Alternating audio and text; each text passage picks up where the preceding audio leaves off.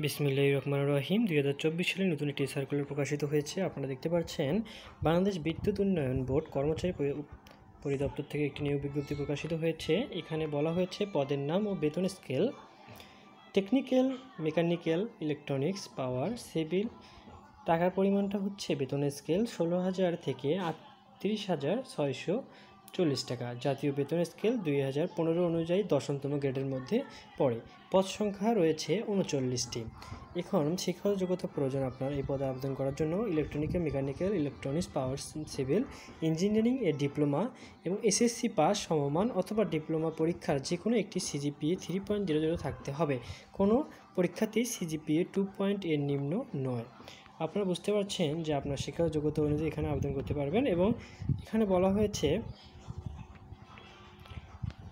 আপনারা আবেদন করার জন্য ইচ্ছুক যে HTTP এই ওয়েবসাইটে প্রকাশ করে আপনারা আবেদনটি সম্পন্ন করতে পারবেন এবং অনলাইনে আবেদনটি শুরু হবে 20 তারিখ 8 মার্চ 2024 সকাল 9টা থেকে। আবেদনটি শেষ হবে 8 তারিখ 9 মার্চ 2024 বিকাল 5টা পর্যন্ত আবেদনটি চলমান থাকবে।